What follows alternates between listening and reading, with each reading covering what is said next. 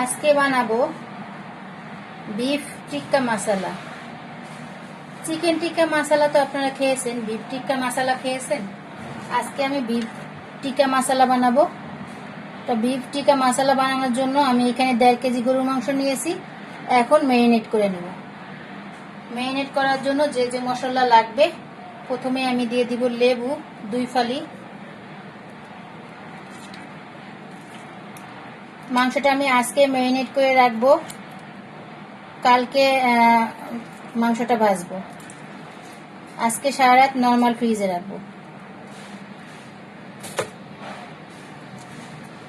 একদিন আগে ম্যারিনেট করে রাখলে মাংসটা সফট হয়, খেতেও ভালো লাগে। যেহেতু গরুর মাংস একটু শক্তই থাকে, এই জন্য সফটের জন্য আমি আগের দিনই মাংসটা ম্যারিনেট করে রাখতেছি।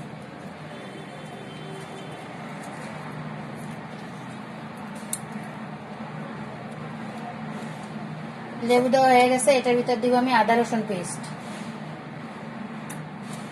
আদা আর রসুন একসাথে পেস্ট করে রেখেছিলাম, সেটাই দিয়ে দিব।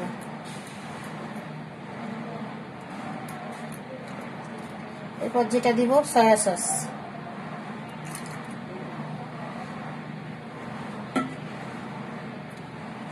তারপরে দিব টমেটো সস,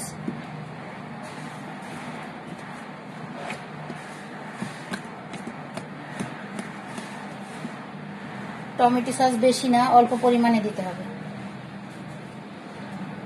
এরপর যেটা দিব পেঁয়াজ বাটা পেঁয়াজ দিব।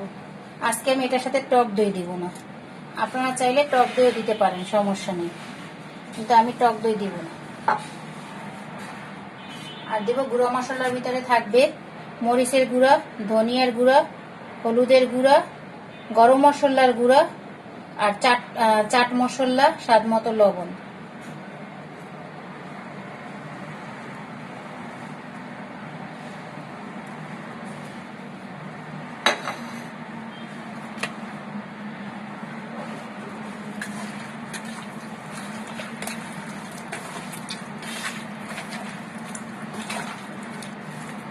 টক দই আপনারা দিতে চাইলে দিতে পারেন, সমস্যা নেই, না দিলেও সমস্যা নেই।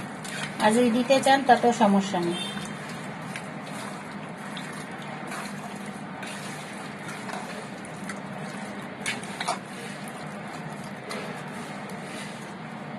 ম্যারিনেট করা হয়ে গিয়েছে, এখন আমি নর্মাল ফ্রিজে রেখে দিব 1 রাতের জন্য।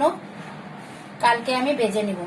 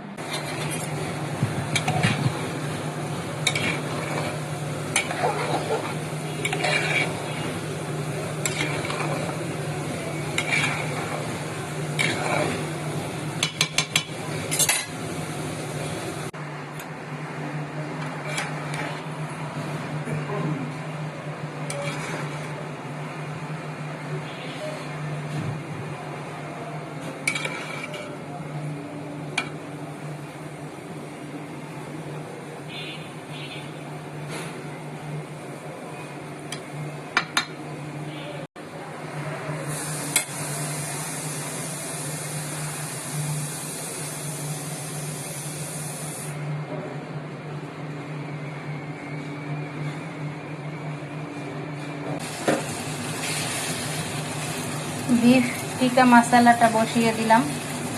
আমি 1 রাতের জন্য ম্যারিনেট করে রেখেছিলাম ফ্রিজে, এখন ভেজে নিব।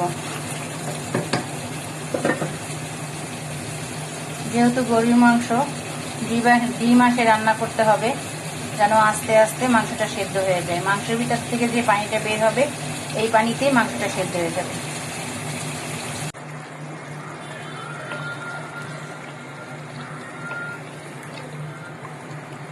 বিফ মশলাটা কিন্তু কষানো হয়ে গেছে। বিফের থেকে যে পানিটা বের হয়েছে, এই পানিতেই কিন্তু সেদ্ধ হয়ে যাবে।